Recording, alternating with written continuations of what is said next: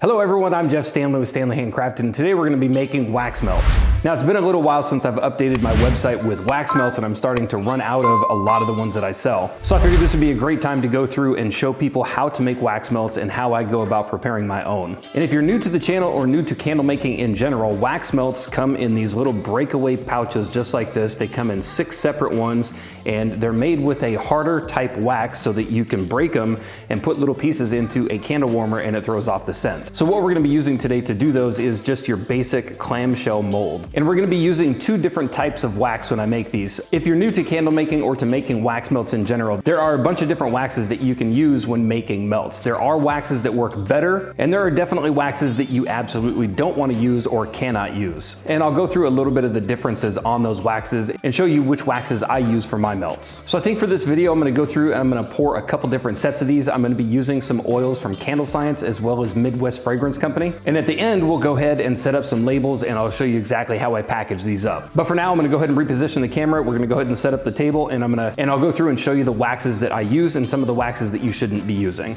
All right, so jumping down into this, I've got the clamshell molds set aside right here. We're going to go ahead and lay down some paper so that the tabletop is a little easier to clean up. And for this, I just use this brown butcher paper. You can get this from Amazon.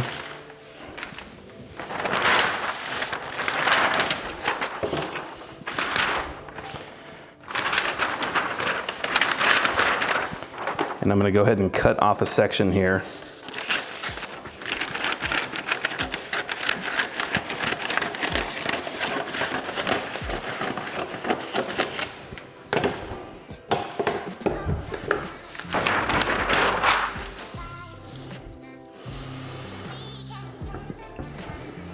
And for this tutorial, I'm going to be using Hydrangea from Candle Science.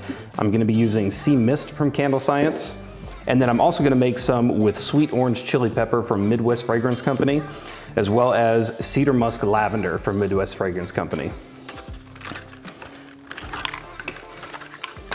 So for these melts, I'm going to go ahead and do just 1 pound each. 1 pound of wax will fill 7 of these.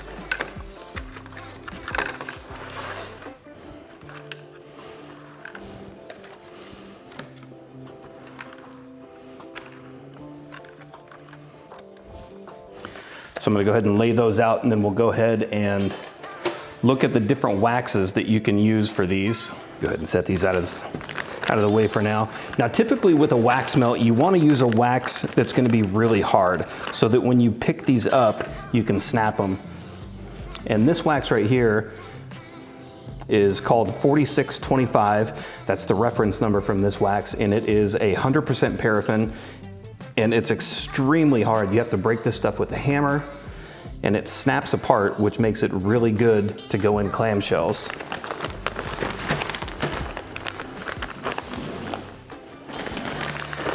I will say the only downfall to this wax, and it's not really a downfall, is this wax is so hard that when you start adding fragrance oil to it, it gets so hard that it squeezes the oil out. So this wax will only hold right around 6%. Which is right around 1 ounce of oil per pound of wax. And the reason you want to pay attention to the types of waxes that you use is certain waxes just will not work. This is 4627, and you can see on this right here, it's just a really soft wax, and this is fully hardened. This wax does not work for melts because it's so soft. The good thing with this wax is it does hold a lot more fragrance oil. So this wax will actually hold 2 ounces per 1 pound of wax. But again, it's so soft that you can't put it into a melt because it would never break away and just pull out of there. Now this wax right here, the reference number is 6006, and it's a paraffin soy blend. Now you can see this one is not as soft as the last one, but it's still really soft. So it does hold a lot of oil. This one will hold right around 1.6 ounces per pound of wax, but you can see that it's really soft. So what I'm gonna do, and what I usually do with my melts, is I use this wax, but I add a little bit of that 4625, the harder wax, to this one to stiffen this up.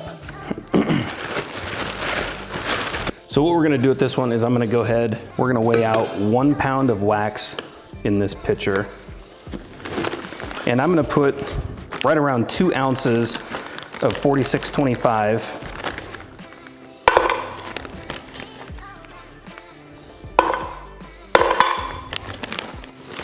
Okay, perfect. So 2 ounces of 4625, which is a hard paraffin wax.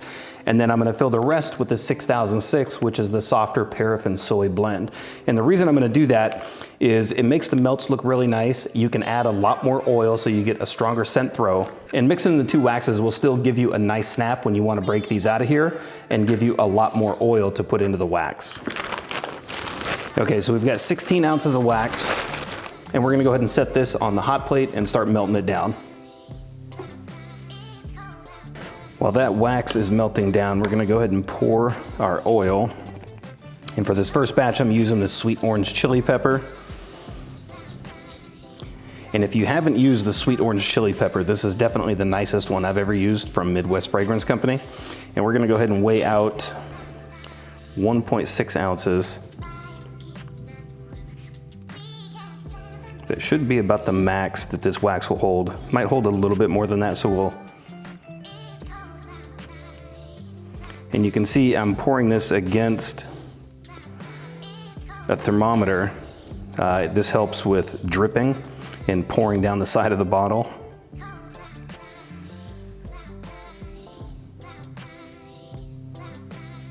All right, so we're at actually it went to 1.7. It's dipping back and forth between 1.6 and 1.7. We're gonna go ahead and leave it like that. With wax melts, you don't need to be as concerned with adding a little bit too much oil since these aren't being burned and they're just being melted.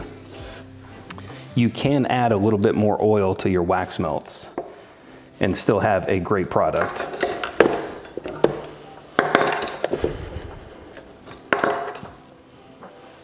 So we'll go ahead and wait for that wax to melt and then we'll add and pour. All right, so this wax is fully melted. We're gonna go ahead and take it off the hot plate, let it start to cool down a little bit, and then we'll add our oil.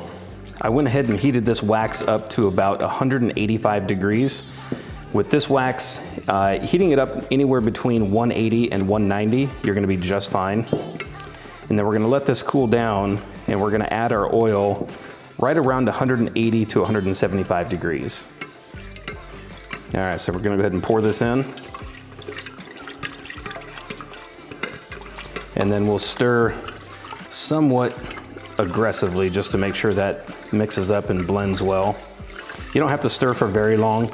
When the wax is really hot and you pour in your oil, it's gonna blend pretty fast. So just stir pretty aggressively, maybe 30, 40 seconds, and you're gonna be just fine.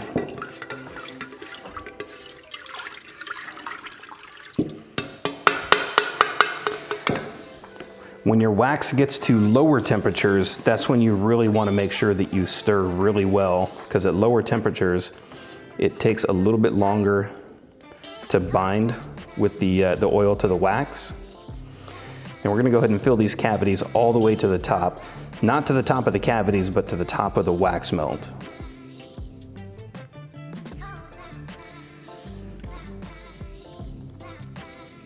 And it should fill all 7 of these all the way to the top.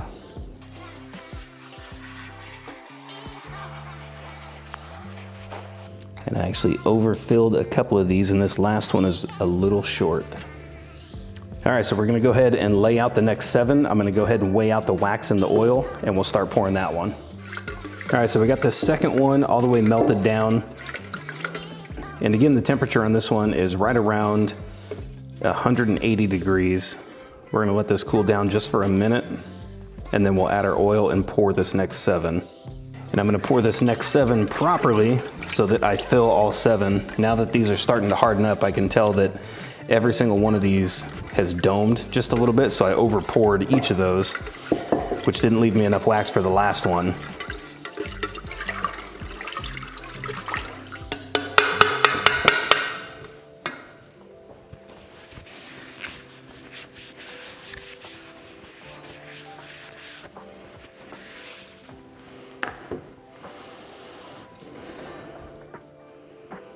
So I'm gonna go just under each of these this time and then go back through and pour the excess.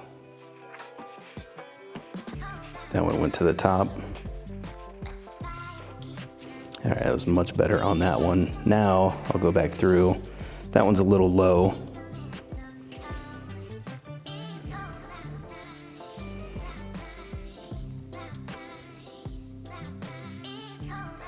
And then top each one of those off. So that one, I poured a lot better instead of overfilling. Go ahead and wipe out the pot. The melting pitcher, go ahead and wipe out the melting pitcher, and then we'll make sure the oil and the wax is cleaned out of this, and then we'll move on to the third and fourth set.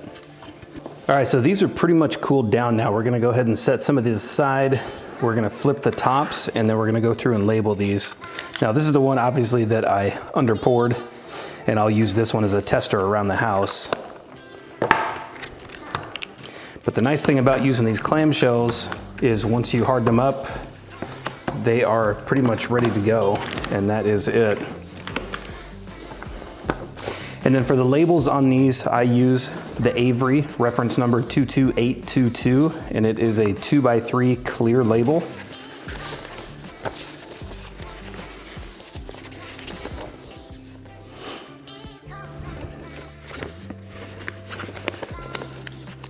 And then I'm just gonna go ahead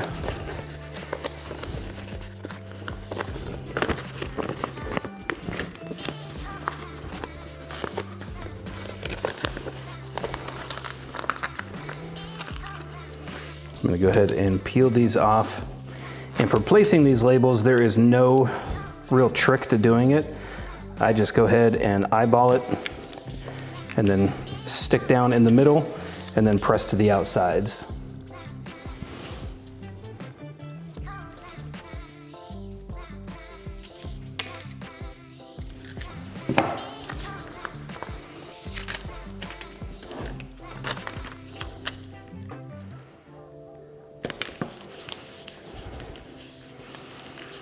And then for labeling these, you can see I've got the company name, the fragrance name, the wax melt, what it is. I've got the ingredients, which is a paraffin wax, fragrance oil, and then I've got the weight, which is 3 ounces, and the net weight, which is 2.6 ounces. And then of course the website where it was made.